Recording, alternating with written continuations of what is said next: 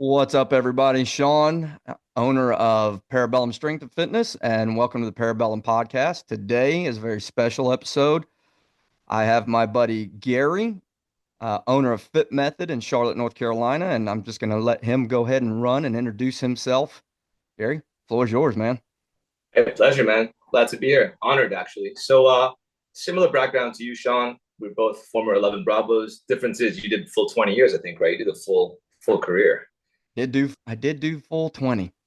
I did the one deployment, went to Iraq, was a fire team leader in the infantry, and left. So similar backgrounds as far as our military background. Left the military in 2007, March 2007, and just like you, probably figured out, what's the next step, right? Most of our compadres will go into, I don't know, federal agents or SWAT teams or something along those lines, because you don't do what we do in the military in the civilian world legally. it's not. It's not. I think I that's a mean, good that is a good way to put it. there's no transfer over. So I spent a little bit of time in the logistic world, working at a warehouse, and I was like, you know what? It's one of two paths for me. Either I go into the federal agent or SWAT team or something, just police, whatever. And I almost went down that path. But then I really missed the physicality, which I'm sure we all do, of the military, and just how important being fit really is. It goes beyond the vanity of looking good and what we see in the magazines. It's about, and I hear you talk about this a lot on your podcast. It's life or death when you're in good shape in that world. So I thought I'd just want to become a personal trainer, just kind of a trainer, right? And I did that. I worked at a Crunch, which I don't think I ever told you this, down in South Beach, Miami. That was my first training gig. I got my American College of Sports Medicine certification back in 2007 or 2008. And I was like, this is not really, yes, I want to be a trainer, right? But I don't want to just train. So I got more into the performance world. And man, this is going to date us a little. It's going to date me, certainly. But on Craigslist, I found an opening at a place called Ultimate Sports Institute down in Weston, Florida. And Weston's important. That's where all like the Miami Dolphins kind of guys Mhm. are. Man, at first I was like, Craigslist? Why are they on Craigslist? That's a little bit sketchy almost, right? Like if they're that good. But man, I saw the owners. And one of them was a guy named Terry Kirby, who played 11 years in the league. I Yep, grew up watching. running back. Good friend of mine. Good friend of mine. Now, but he was one of the owners. And I said, well, this sounds pretty legit. And they were tied in with an orthopedic surgeon team and a physical therapy team. And I said, man, this is over my head. I'm not ready for this. However, I'm going to apply. Went for the interview, was super humble, told the guy, like, hey, man, I'll learn anything you want to teach me, but you guys are at another level of training right now than what I'm at, but I'd love to learn. Spent 8 to 10 months just like taking notes, watching surgery. I mean, I've watched ACL surgery with scrubs on, 2 feet away from the table. I've watched shoulder surgery. It was a great sort of experience for a trainer. And then I got into that facility and became their training director about 18 months after, because I was so driven, like just how you are, man. And we'll talk about this later on as far as like why the military background helps us so much in this field, certainly. But did that and kind of didn't look back. So we've been in Charlotte for some years now. I used to be the head trainer at Lifetime, the big sort of corporate hmm gym. hmm It was good. I had a big team. I loved being in leadership roles. But when COVID came, we kind of went on furlough. And of course, they called us back. And I was like, I think I want to do my own thing. God always, I know that's something we share as well, as our deep, deep faith. But God steered me in a direction of like, let's open our own facility. And in March of 2022, we opened Fit Method Charlotte, sparsely with some just basic equipment to get it going, some field turf, some rubber floors, and a nice logo. And since then, God has been great to us and really allowed us to grow into a very specific place in town. And it's been awesome. It's been awesome. So, Gary, I met Gary when I was an ROTC instructor in Charlotte at the University of North Carolina, Charlotte. And I had the privilege of coaching his son in Pee Wee football. And Yep. that's how we met one another. I think I showed up to practice one day in uniform and immediately, the 11 Bravo over there gravitates to the 11 Bravo over here, like one of us. There's one of my people. Because we don't really run into one another, out in the wild, if you will. No, And it, I've watched him via social media, and one of the reasons I have a great amount of respect for Gary, because he's not your social media, look at me, look at what I can do guy. He is the guy, if he's on social media, he's showing people what he does for other people. Having said that, I'm going to use this term and I know you won't take to it, but he's a legit badass in his own right. I mean, the guy is at Brazilian Jiu-Jitsu constantly. He's an NRA certified firearms instructor. He could very easily be the guy on social media saying, "Look at me." He is far from that. He is the guy saying, "Look at what I help people do." Um, at any point, we'll pull up some video from Fit Method because his gym is exactly what an athletic performance gym should be. I mean, the equipment there, the difference in trainers or really coaches, speed coaches, strength coaches, coaches that blend and they all have a a philosophy that meshes with each other. And it's, at the base of that philosophy is let's just make people better. So I asked Gary to come on the show. He's my first guest ever, Honored. because he and I share that same philosophy. And I think we definitely did get that from the military. When you're in the military and you go from Private Joe Snuffy, the guy being told what to do, when to do it, how to do it, and then you become that sergeant or non-commissioned officer. I don't know about you, but I know the moment I pinned on stripes, I was told it's no longer about you, man. You're judged by what your people do. Yeah. So you're still going to be held accountable for your PT score. You're still going to be held accountable for your rifle marksmanship and your behavior. But how can you better those serving under you? And I watch Gary and he's just taken it to an outstanding level.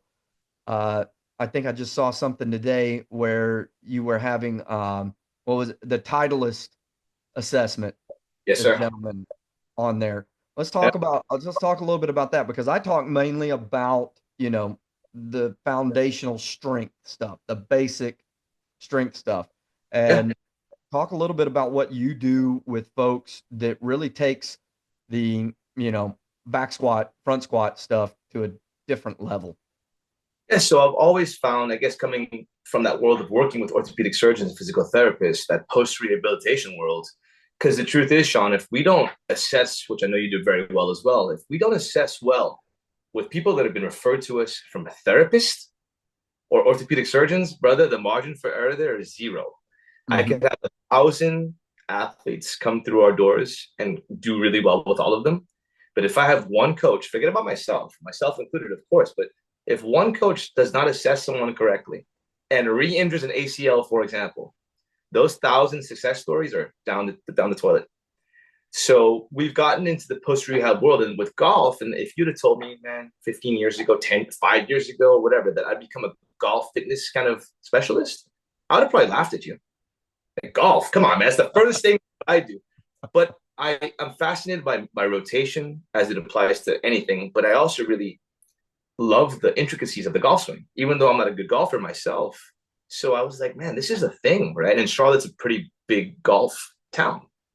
Huge golf. So one thing we've learned in the military and just is learning how to like identify a problem, first of all, right? If I'm trying to offer a solution to a problem that doesn't exist, I'm going to be very frustrated. Right? So I Or you're saw, going to create a new problem. dude, so a quick tangent here. The reason I got all my NRA certifications to be a firearms instructor, it happened during COVID. Now, from the world we come from, we shoot quite a bit. That's what we do. Mm-hmm. Mm-hmm. But I saw all these people buying guns, and I was like, this is not good.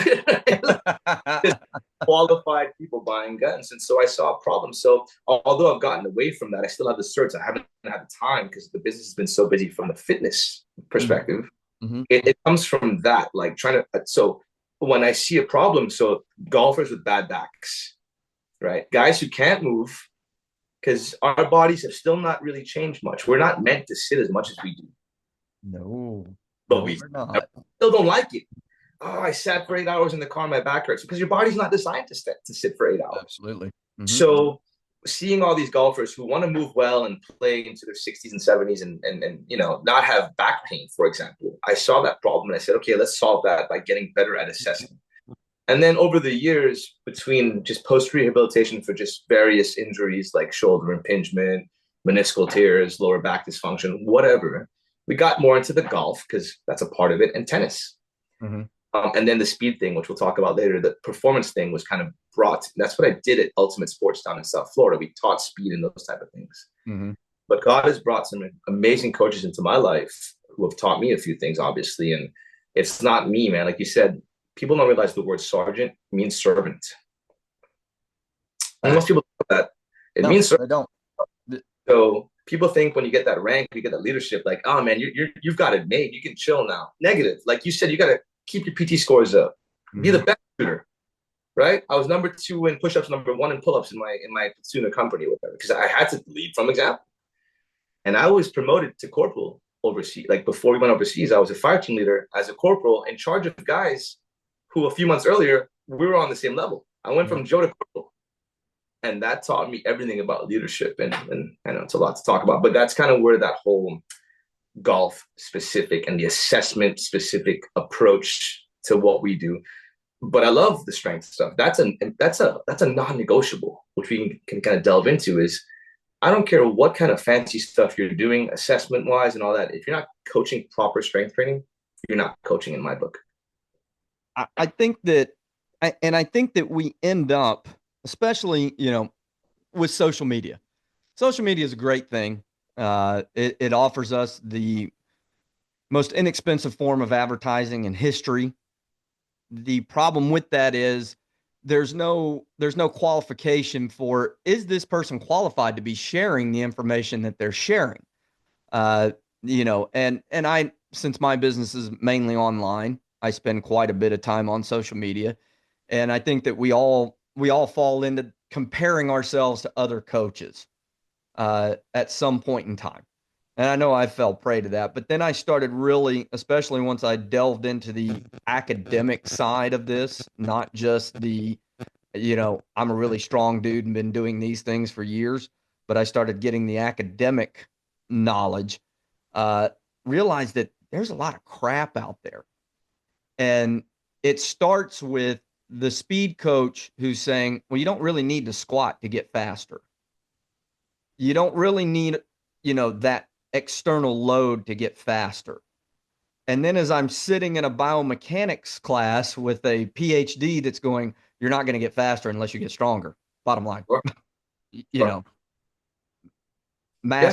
force, mass times acceleration equals force. You've got to have some extra mass. You've got to be able to accelerate a load. And get faster and don't get stronger. What's that? If you get faster without getting stronger, good luck with your injury situation. Because it's a matter of time. Yeah. I mean, we look at Christian McCaffrey, great NFL running back, increases his speed every year, misses at least between 1 and 3 games if he's lucky, due to a lower body injury, because somewhere in that training, granted, I think a lot of that has to do with genetics, and that's something that we do need to discuss. Somewhere there's a strength deficiency in his training.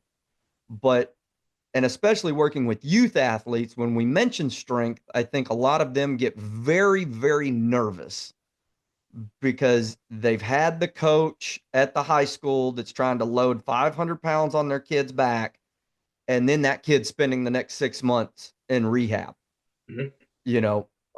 Because there's not the qualified people saying, whoa, strength does not mean that we need 500 pounds. Strength is relative to every human being, and it's also relative to the needs of the sport. 100%. And I think that's something that, to be honest, I learned from you watching at a distance on social media and what you've done with tennis players and golfers, and really even what little I see of him, your son on social media. Sure. Watching that kid's, because when I coached him, he was stiff. He didn't move well at all. And here he is now, age 13, and I watch him That kid's a freak. He's a freak. All credit to his speed coach, one of my guys, Coach Ernest, True Speed. I've done strength training with Michael for years since I have videos of him at 7 doing cable rows. But Coach Ernest has really tapped into his speed using some of the equipment and the knowledge, and he's the best speed coach in town, in my opinion. He's truly remarkable. I have no doubt of that. Yeah, we're blessed. We have our facility, our main facility is maybe 1,200 square feet. So it's tiny comparatively to most sports performance facilities. But God has put the best minds, Mm-hmm. and because of the best minds, some of the best equipment in that facility. So we're doing some cool things. So grateful. You know, we go back to that speed. Mikey was a strong kid, Mhm. you know, but he didn't have that movement. And I think that Instagram video, I was watching him run routes, and it just looked super crisp, super quick feet, super powerful movements. He didn't get that way without some kind of strength training, you No know. question.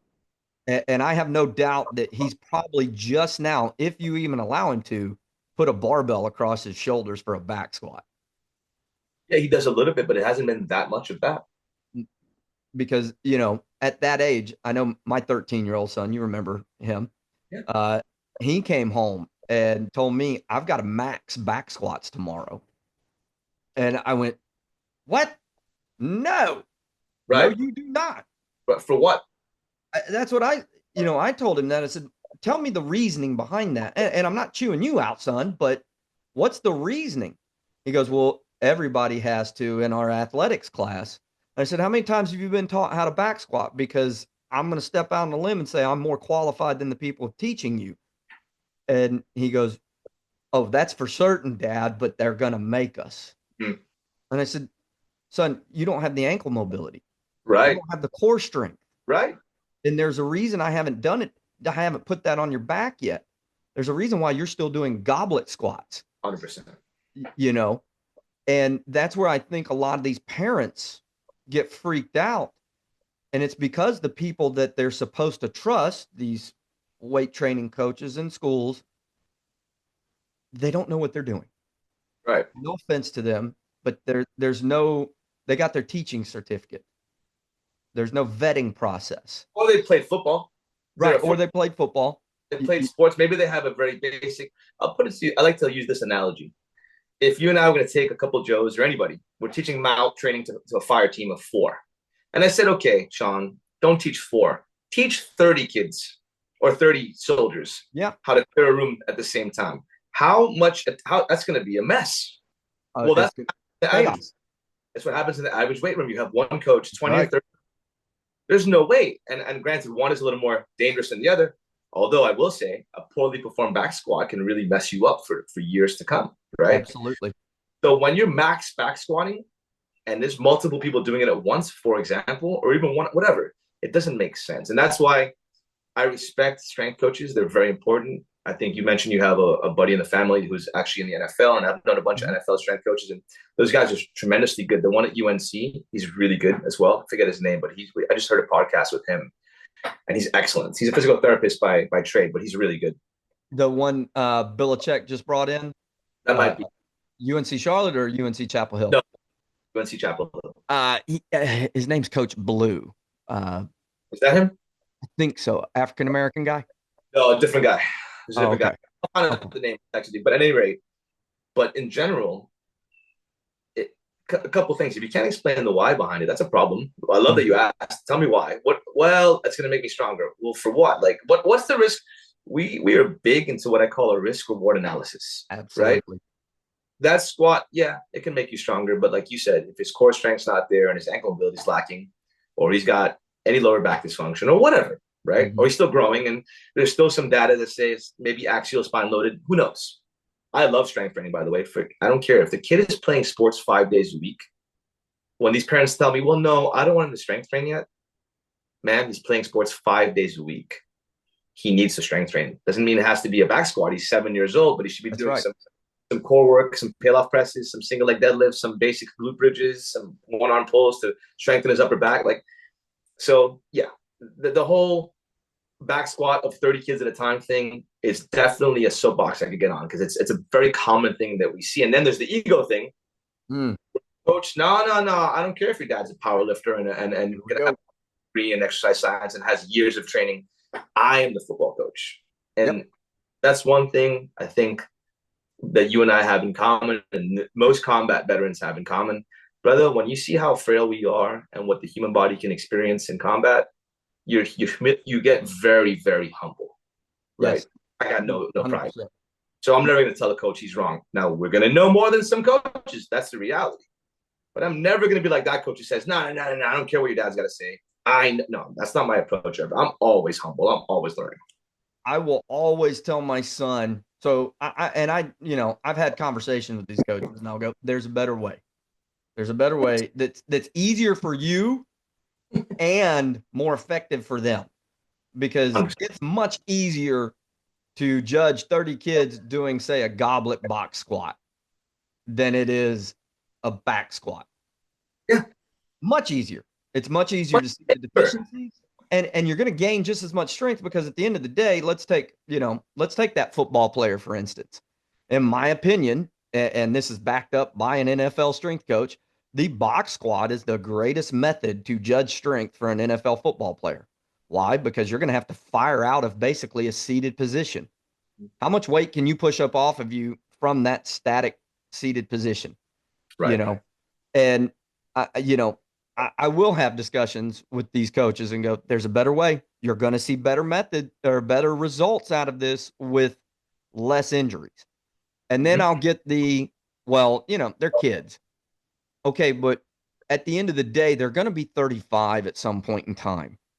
And then we go into a little bit deeper conversation, which is, what do you want your legacy to be? Is your legacy that you helped some kid grow to be that 35-year-old and be very healthy, and they remember you for that, or are you just looking to win right now? And I understand winning does keep the job. I get that. I'll talk to parents, same as you. Well, they're playing sports 5 days a week. They don't need the strength training.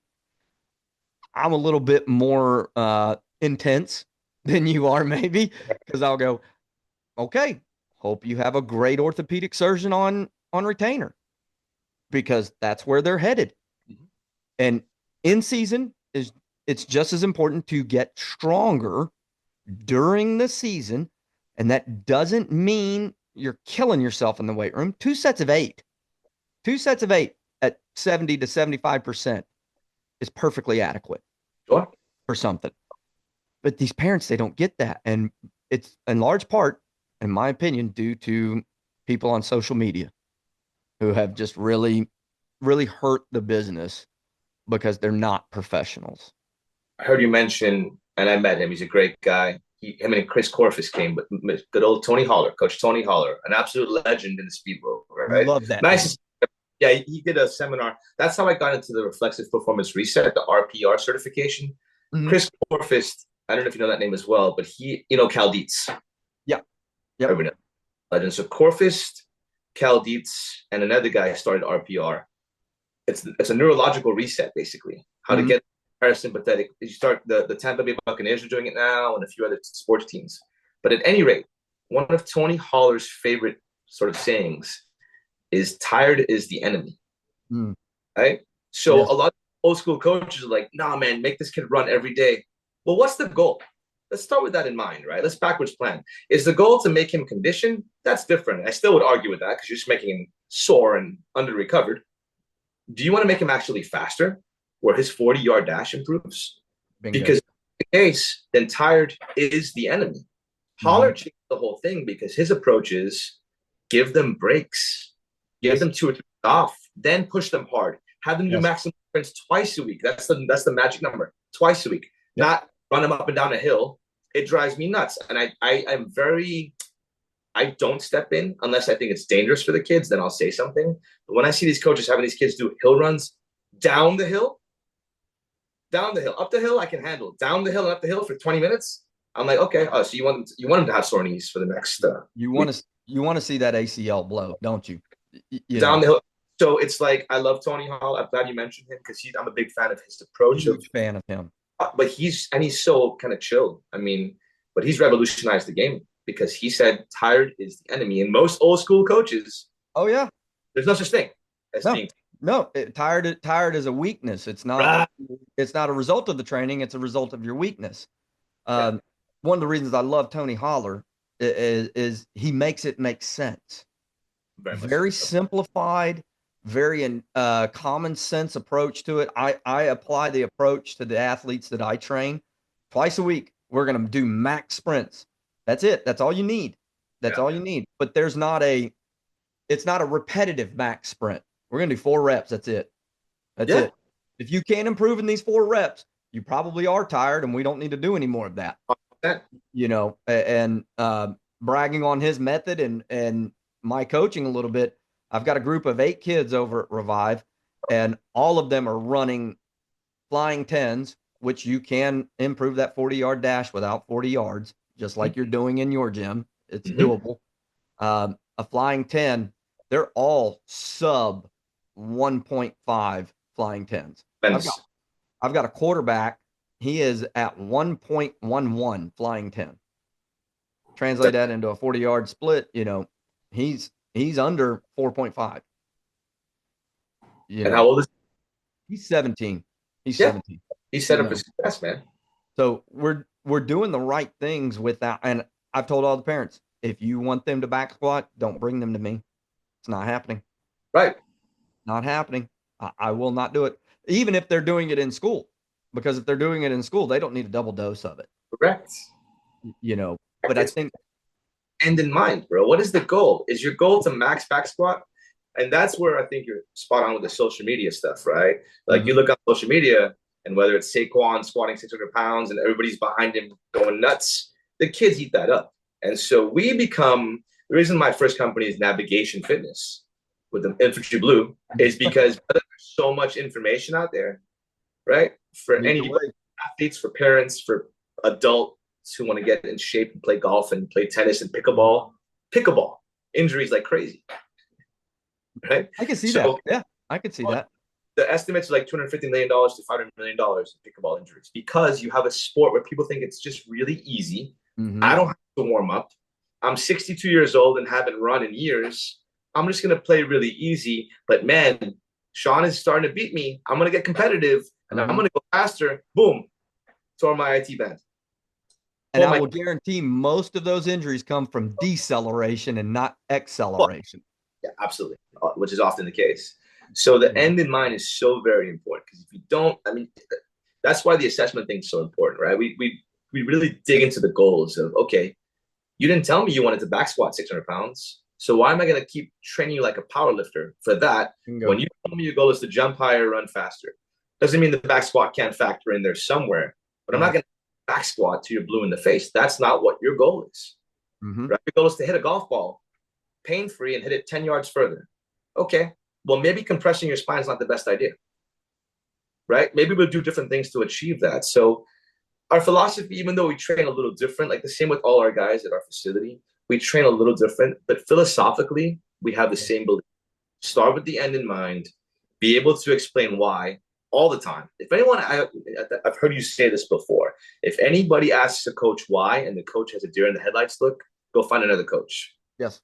because they've 100%. just shown their poker hand that man, I'm just guessing this. I'm just guessing at this point. Yeah. If I tell you why am I back squatting, Sean? That's what I did when I worked out. That's why I'm doing it. So that's a big problem that I see. I see the same issues. And that is something I have said that, and I'd appreciate you listening. I've said that many times. Because a coach, we have to be humble enough to say that we don't have all the answers. 100%. But if we're having someone do a certain exercise or whatever it is, certain movement, let's just put it that way, there better be a very specific reason why.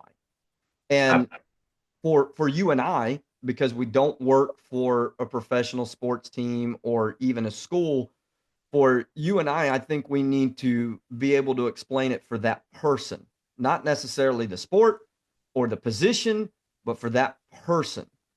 Uh, that is something you said the word philosophically. I have fought the having the Rodman method, if you will, you know, the method of this is what's going to get you strong and keep you strong the rest of your life. Because I don't think there's one method out there that works for everyone. There just isn't. God created us all a little bit differently. We're all created in his image, but we're all created to be unique. So why wouldn't we all need some uniqueness to our training programs?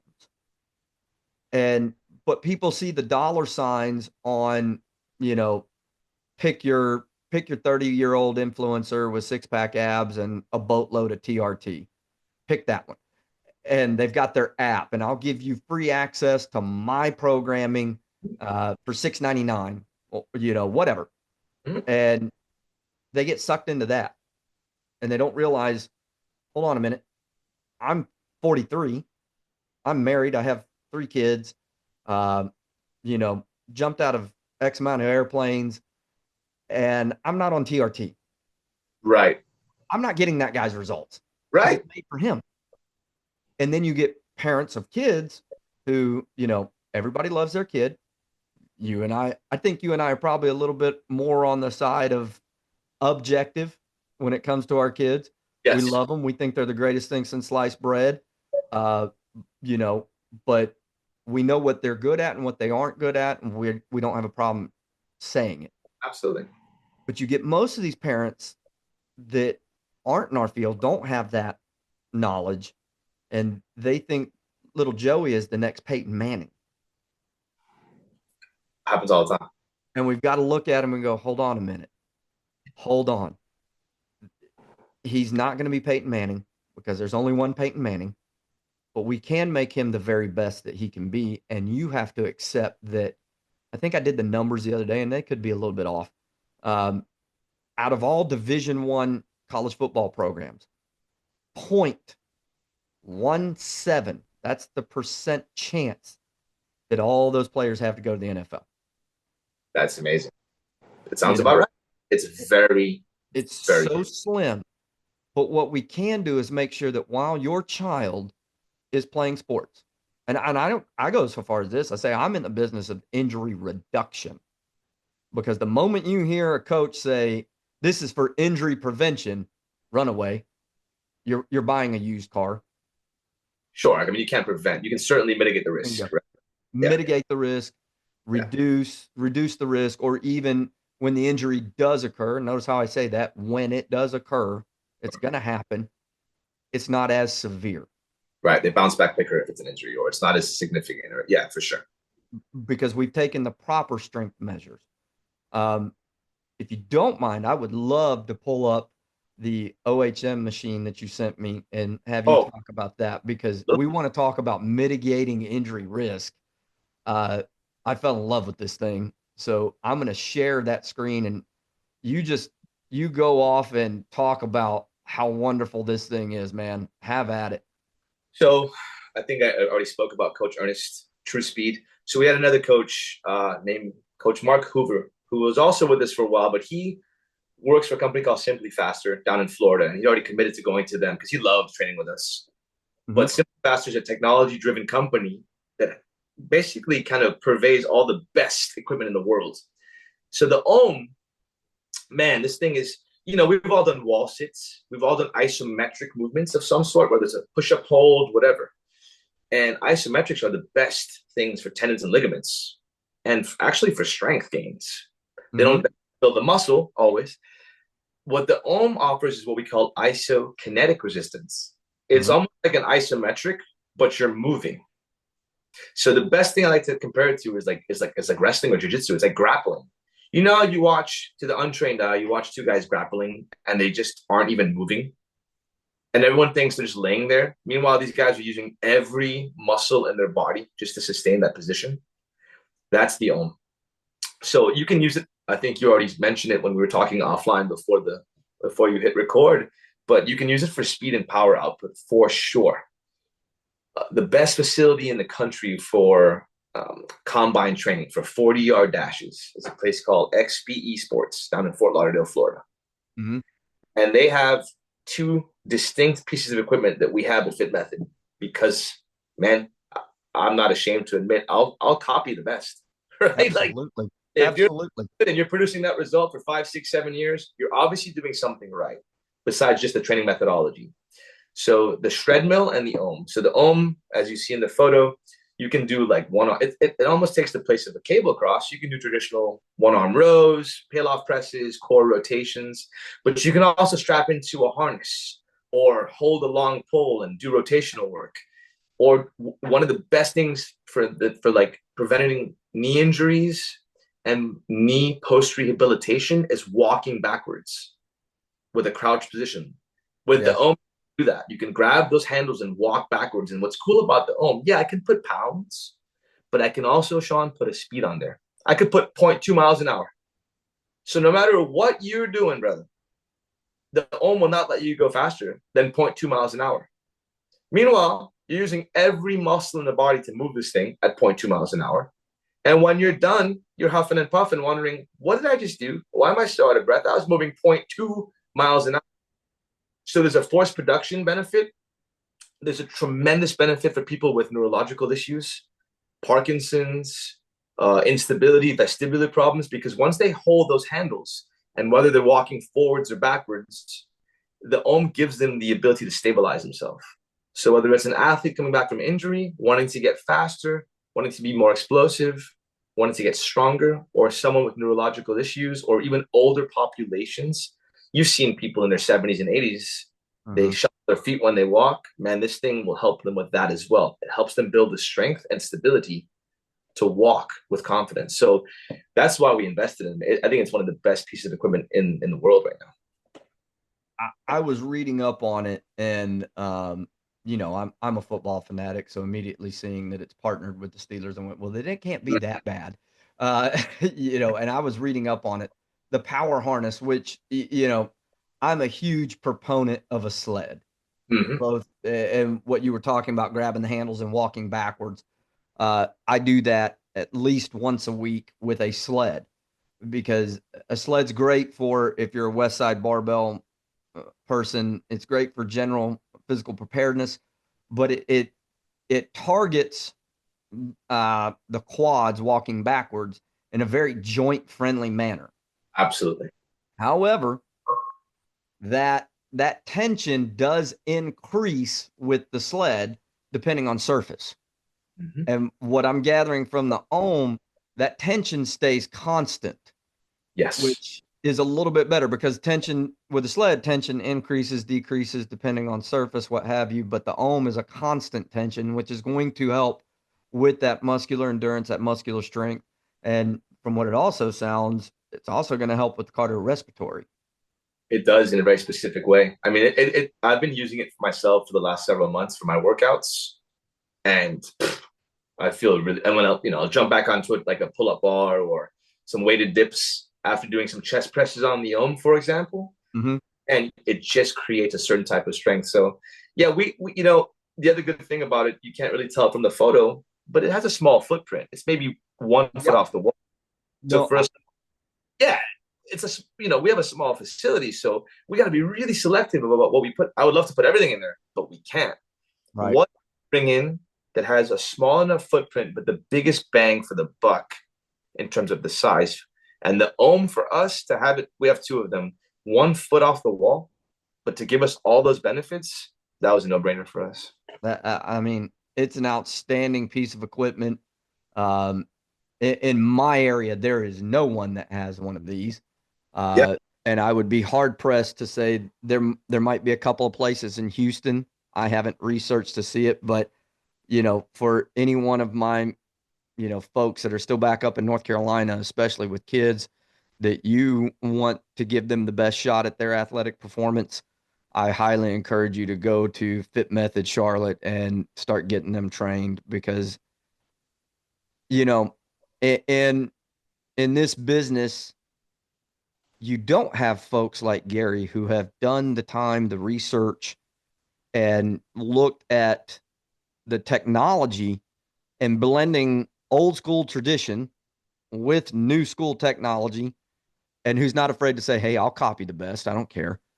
You Sure. know, we're I just love I love your attitude, man. I love your attitude. I love your philosophy. I love your facility. Uh, you know, I would love to just take your facility and move it down here very much. And who knows? Maybe we'll do a Fit Method over in Orange, Texas. Well, hey, you know, it'd have to be paired with Parabellum Fitness. Don't come cutting into my business. I know it's there, but You know, we're blessed, man. It's we have regular training too. People want to lose weight, but yeah, what I think it's important to be really like a subject matter expert, yes, but also be able to be pretty versatile. And yes. our coaches, they go through a pretty tough process in terms of being able to coach there. For us, it's easy to say, well, the more coaches we have, the busier the facility is, the better it is as business owners. But we've been very selective. I call it the submarine crew, and then we're infantry guys. I'm not a submarine guy, but it's tight quarters in a submarine crew. Yeah, You don't like each other. The same in the infantry. If you're in a house somewhere in Iraq or Afghanistan, you don't like each other, it becomes a problem, right? So they have to they do an interview with me. Like, mhm. are you a good person? Right? Are you just a cool dude? Like, do I respect you? Are people gonna like you? I don't care how knowledgeable you are. If you're unlikable, you're probably not gonna fit into our facility, right? Then they take a written examination, and I think it's a pretty hard examination. Now, it's not pass or fail. It's only 10 questions, right? But it's essay form. It's not multiple choice, Mm. and that examination is based on their humility. If they come in there acting like they know everything, well, I'm going to expect them to know everything on that examination, Mhm. right? You know everything, Sean? Great. Let me see it on paper. Cool. But if you come in humble, cool. We'll think, okay, tell me more about this. All right, let's talk about this. Then, to me, that's the easy part. Then, Mhm. if they move on past that, I like them, they've done well in the examination or well enough, then we do a practical evaluation. And you'll appreciate this from the military background because this is sweat and like bullets now because they got to come in. We'll bring in a person, it could be my wife or whoever, as the mock client. But Mhm. that mock client, we give them a case study with the different orthopedic issues they're coming with. Shoulder impingement, patella tendon tear 2 years ago, right? So we give them a whole case study, and now they've got to come in and train that person. And I've gotten to the point, I don't say a word. My guys proctor this. I watch it, but my guys proctor that practical evaluation. So they got to train this person with 4 or 5 coaches, just like arms crossed, looking at them like, why are you doing that? Getting back to what we said earlier. Why? Mhm. And if that coach can't say why, man, we had one guy come in, arrogant. Nice guy, but arrogant. And maybe that arrogance is just a camouflage for insecurity. Oh, it absolutely My is. favorite quote, one of my favorite quotes, right? Arrogance is Absolutely is. insecurity. And he didn't, we said, okay, his knee hurts he cannot lunge, this client. The knee hurts. He has a torn meniscus, hasn't got repaired yet, but he still wants to work for a surgery. Guy had him do like 5 or 6 different tricep exercises. Tricep? Yeah, just to get him off lower body. So basically, he just stopped doing lower body and just started doing old school double triceps. It was hilarious, man. It was The sticks was don't work lower body at all. right. Didn't know right because he's like, well, I get if he can't lunge, that's it. I don't know what to do with this guy. He can't lunge. He can't bodyweight squat because of his knee. We're just gonna do triceps in every different way you could think of. Let me ask you this. Did you have the ohm at the time? No, Okay. Did you have a sled?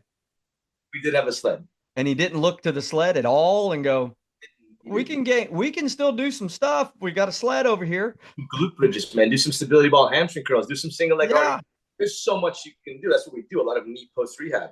Yeah. Now, my boy just shut down triceps all day. That was it. So Did he happen to see the sliders in your gym? Like slide board glute bridges, something? You have to understand a lot of trainers, people don't realize, and this is not to speak poorly of trainers. I advocate for trainers all the time. Yeah, But absolutely. the barrier to entry to be a trainer is very low to be just a trainer. You can get an online book, Mhm. take an online open book test, get a Mhm. CPR certification, and Mhm. now you're a certified personal trainer. Great. Yep. But zero hands-on experience, by the way. Yeah. Oh yeah. Yeah, Oh no clue. And he was in great shape. He's the kind of guy, he was, almost like a bodybuilder. yeah. He's the kind of guy people would say, hey man, train me. I want to look like you. Okay. But my knee hurts. Can you train me? Sure. Couldn't do squats with the guy, couldn't do lunges. Dude shut down. Triceps all day. So that goes to show you, like, they have to do that too. Now, if they pass the practical evaluation, now I ask all the other guys, it ain't up to me, guys. Are you comfortable having this coach work in close proximity with you in this facility? Do they represent you guys appropriately? And if the guys all give me a thumbs up, then that coach can come there. If any of those steps aren't met, I politely tell them, I wish you the best of luck. I'm here as a resource if you need, but best of luck, man. What? Okay. No wonder you have outstanding coaches. I mean, you put them through a selection process. Exactly right. And that's all the more reason for me to advocate for folks in Charlotte to come see you, because here again, you're not, and I'm not putting them down, Crunch Fitness or Planet Fitness, where you walk in with your ACE certification, and if you look the part, you're hired. Yes, correct. That's the truth. That's what happens. You Yes. know, you're judged solely off your looks and if you have the piece of paper. Very But true. for you, for your company, these guys go through the ringer. Like, you're telling me about it, I'm going, I don't know if he'd hire me. Like, would I pass that? You got standard, man, because I'm a big Absolutely. believer in the sort of culture of any organization. It's true in the military. It's true in the Mhm. civilian world. You bring in one bad apple, that can ruin your whole reputation, right? And I've seen it with Absolutely. multiple other organizations in physical therapy and fitness world, where they were doing really well, ramping up, taking off, brought in one bad apple, and they can point to that moment in time as when they started to decline. And I refuse to decline, bro. This is not life or death like our former job was. Mhm. But in my mind, I refuse to fail. The I mission is still the mission, right? I'm gonna be the best coach with the best facility that I can be. In Absolutely. yeah, and that's that never. I always tell people when I train them sometimes if they're kind of like lacking motivation. Mhm. I'm not one of Yeah, these pro vets, and neither are you. Where I wear the grunt style. I'm not the grunt style guy. You wouldn't know. Like I have a certain look, of course, but and our bracelets, people don't know what those are sometimes. But you have one. I've got one for yep. one more coming up. So I'm not the bro vet, right? That's not me. But sometimes I'll tell them, I want you to imagine that you're overseas on a mission, and now you're tired and hungry. Well, what are you gonna do? You're in the middle of a mission. Guess what? You got to finish the mission regardless. I don't care if you're tired, you haven't slept for 3 days, you're hungry, your knee hurts. You blew out your knee on the mountain or coming down off of a staircase. Doesn't matter. It's over when it's over, right? When the mission's over. Uber's not coming to get you. Uber's not coming to get you. So sometimes I'll throw that at people Yeah, sometimes. absolutely. Mindset without hurting them, of course. We're not doing dogging stuff, right? We're not burning the boats and going crazy, but Let's we not get me started on that. be on our people. So yeah, man, the mission is going to be the mission. And mission right now for you, for me, is to change the fitness world, not by being influencers, but Mhm. by good content, good knowledge, phenomenal integrity, glorifying God, all of those things, and trying to really reframe the paradigm. I want to see more veterans who are passionate Absolutely. Yes. get into this world, the post rehab sports performance strength world, with true integrity. I look around, and I get asked the question, why coaching after you retired? Yeah, And I said, well, because I've been a coach for 17 years. 100%. The moment I pinned on stripes, I became a coach. I just didn't know it at that time. And I really didn't know it until I was coaching football in Charlotte. Mm-hmm. And that's what showed me, number one, I'm pretty good at this. I know what I'm doing when it comes to coaching football. But I also know how to get the best out of people, because when and you probably can attest to this, when you're a sergeant, you kind of look at everything like, well, yeah, they have to do what I tell them to do. But as I went on in my career and I was a platoon sergeant uh, in the 101st, we Mm-hmm. were we were in Afghanistan in 2017, and right before we dropped the Moab, we were in Sangin province in a 4-day long firefight with the Taliban. Uh, and I watched my guys, I would tell them to go do something, and there was no thought. It was just go. Yeah. And when we got back, guys were, we flew back into Kandahar at like 2 a.m., went to midnight chow, of course, because, chicken and waffles. You want chicken and waffles before you want a shower. Good old KBR, baby. Just don't get me started like the whole KBR Halliburton thing, bro.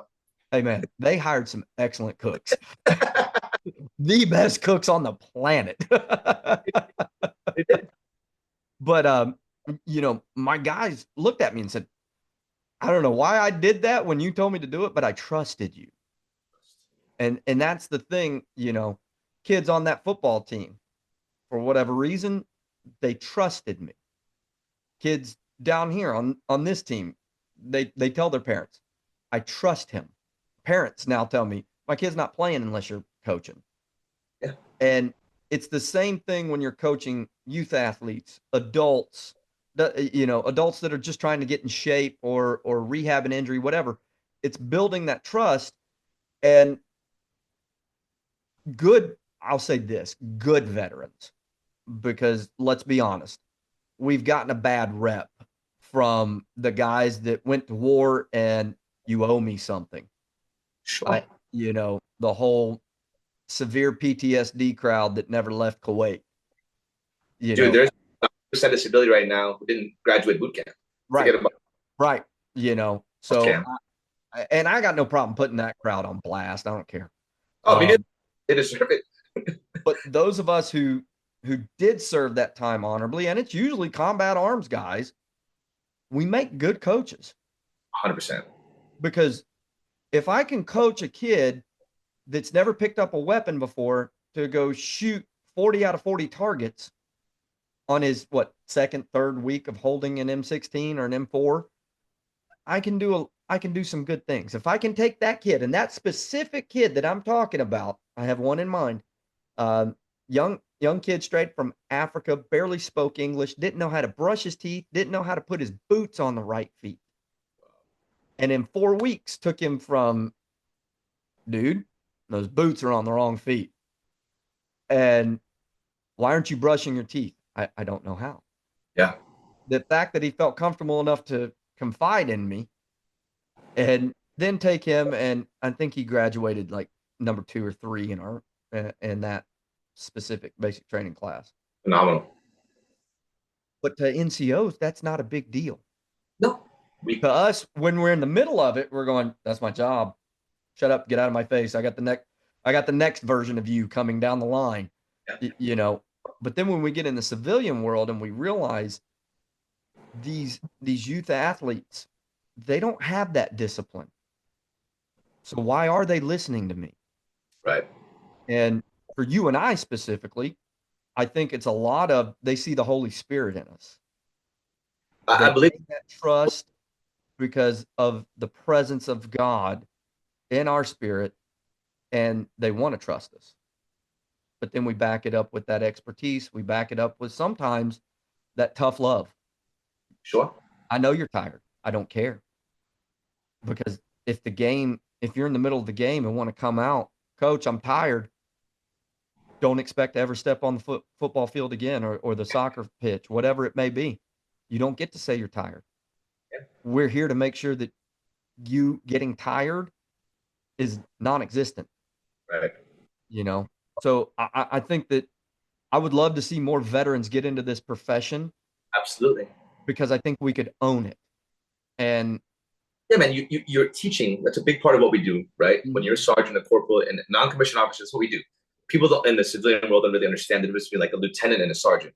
Yep. Lieutenant's writing the orders. Now, a platoon leader, yeah, he's out there with you. But those officer guys, they're writing the orders out, man. The NCOs are the ones executing the missions and teaching the guys below them how to do the missions. Absolutely. Yes, we're used to serving. We're used to coaching. We're used to leading by example. And that is something that we cannot understate. If you can lead by example, I'm not saying be 6% body fat and shredded, but if your clients can look at you and say, dang, Coach Sean can move and do things I can't do. Yes. He's walking the walk, not just talking the talk. And he knows his stuff, and he knows his anatomy. He knows his warm-ups, all the basic stuff. I'm going to follow that guy. Because like you said, trust is a very important part of this. If they don't trust you, if you don't have buy-in from your team or from your clientele, there are too many options out there these days, man. You can go online, go on YouTube, all these different apps, all these different Group X classes, which is the majority of what we have here in Charlotte is Group X, which is fine. It's a little bit less expensive than personal training. But personal training is there for a reason. One-on-one coaching is there for a reason. Absolutely. No one else can deliver that. And I'm going to soapbox about that one. With a good coach, what you can accomplish with one-on-one coaching is unique and above anything else in terms of like the young man that you train to shoot. It's the same thing, brother. There's a reason why this career field exists and why it's growing. Mm-hmm. Yeah. I think that, but that is something that's the quiet part not being said out loud. This is all about trust. 100%. This is about lead, when we lead from the front or lead by example, you know, uh, typically in an infantry platoon, of course, your PL he's the one up front on the run because he's 22 years old and just come out of West Point, and that's all they ever did.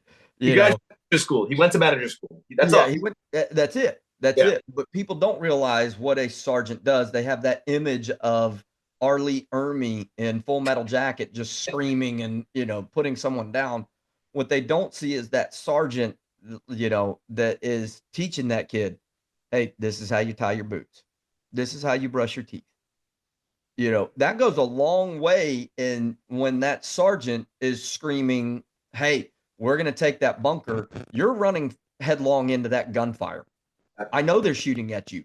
Run towards it now. Shoot the gun. Shoot at them. And that kid does that. We have mastered earning someone's trust in a stressful situation. And it's something that I try to put into. I don't know if you saw my post about I'm rotating kids in and out leading the warm-ups. No, I didn't get a chance to see. That's awesome. That's just something that the Lord put in my head that, it's not just about getting them stronger, faster, more agile. Teach them to lead. Yeah. Because we have a leadership vacuum in society today. Absolutely. And this new generation, I would even say, from the age of about 30 on down, they don't have social interaction skills because everything takes place on this thing. I don't know. You can't see the phone in my background, but I didn't realize that. It's like a vampire. Kind of cool, actually. But, they don't know how to lead because they don't know how No. to speak. No. So athletes, college coaches, they're looking for that leadership ability. 100%. They're looking for the ability for a kid to be put on the spot. Hey, get up here and lead warm-ups. I don't know the exercises, but okay, coach, I'll go with what I've always done. They want to see that kid that, all right. And they want to see that kid that can project their voice and be confident in what they do know. But that all comes from being an NCO. I was always training my replacement, and I always knew that. It was never an ego thing for me.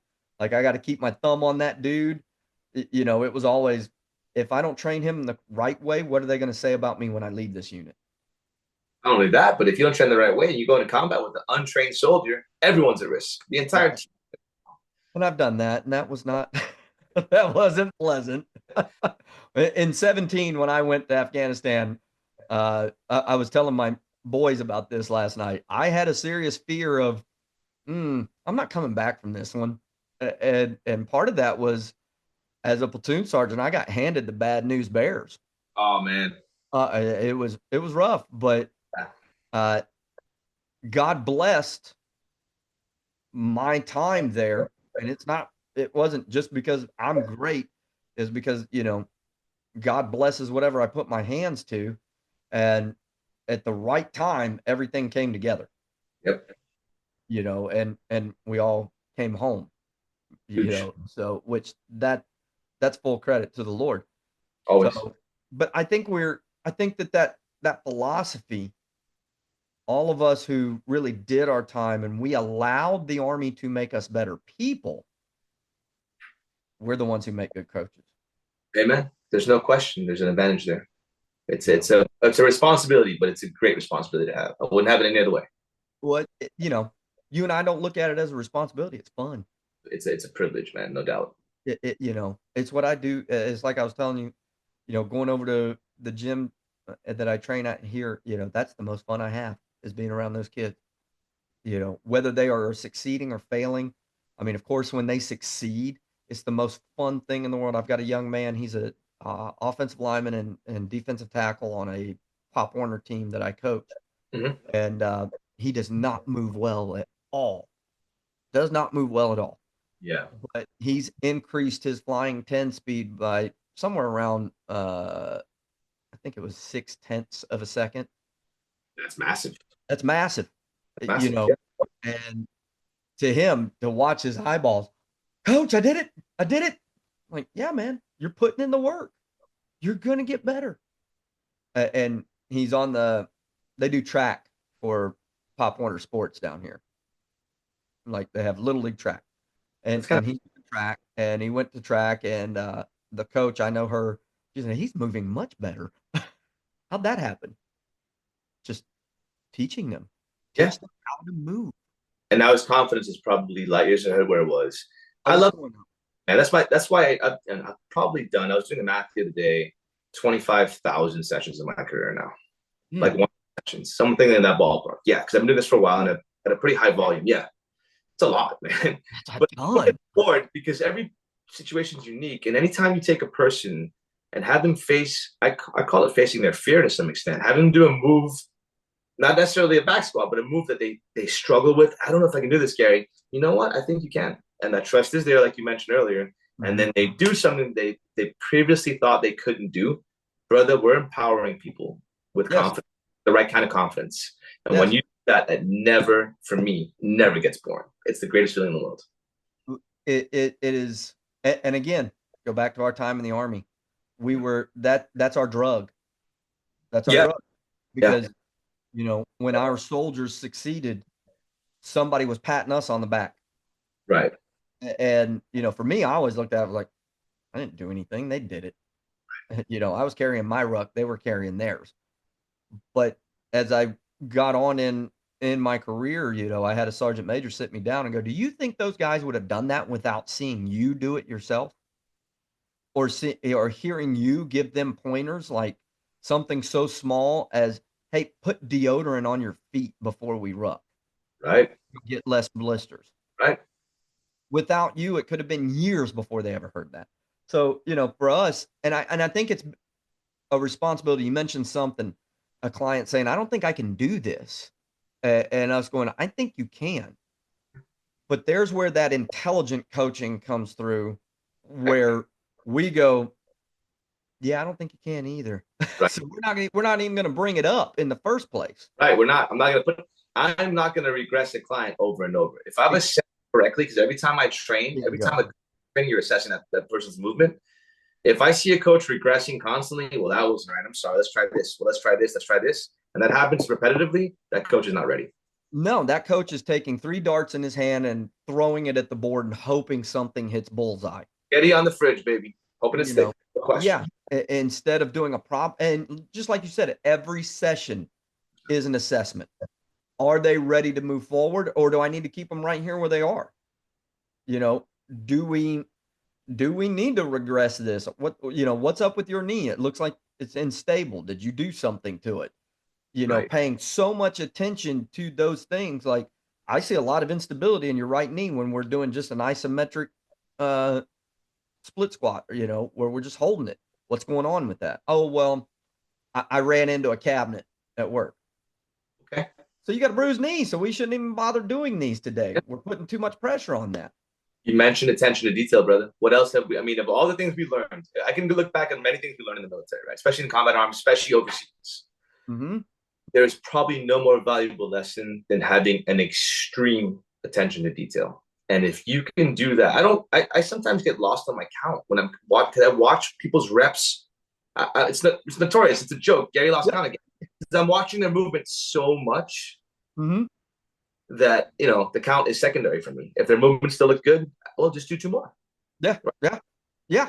But I'm I watching mean, every joint in the body, every movement they do, and that's why by the end of the day I am tired mentally because I'm laser focused, man. yeah, absolutely. You And that's know, I did buy one of those little umpire clickers. You remember that we used to have at PT yeah, test? I yeah, did buy one of those. But then something that also hit me was if they're still quality reps, why would I stop them? Or if they're still quality reps and we're doing 2 sets of 12 and we're on our second set of 12, that's a note, hey, next week we're increasing weight. Absolutely. We're going up in That weight. that doesn't mean I'm going to go have them do another set right now with Right. heavier weight, but next week we're going to increase the weight, and we may drop the reps down to 10, Yeah. and then build back up to 12 because that's still a strength increase.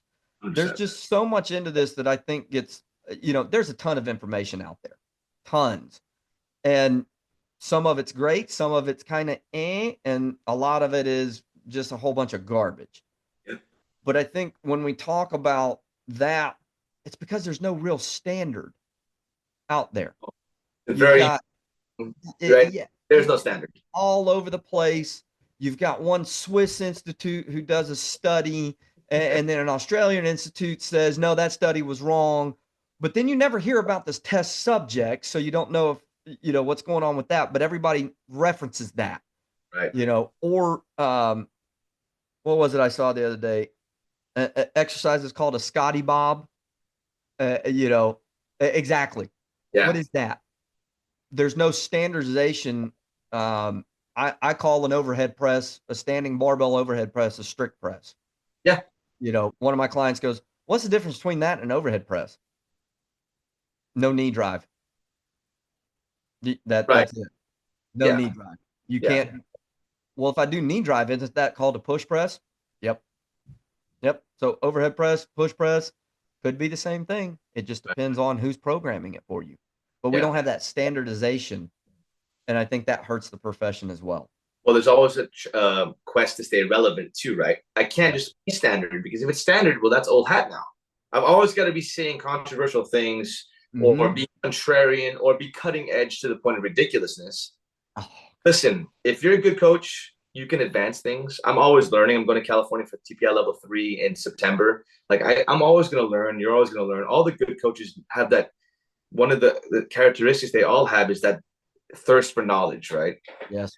But there's a way to do this where we're not being contrarian, just arguing, just to be so seen as so different that now people listen, even though they don't like you, they're listening at least, right? Mm-hmm. No such thing as bad publicity, that whole saying. Yeah. And it's the attention to detail and just watching with your eyes, talking to your client, listening to what they have to. What muscles do you feel, Sean? You feel glutes? Excellent. That's what I want you to feel. And watch. If I can do that, that's why one-on-one coaching, to me, that's one thing AI won't pick up too quickly, right? Where there's AI, so much we could talk about. We could do 15 episodes. We could do a whole series. We'll do another one soon. We're gonna have to, man. You're 100% right.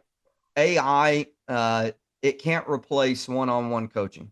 Can it write a program? Sure.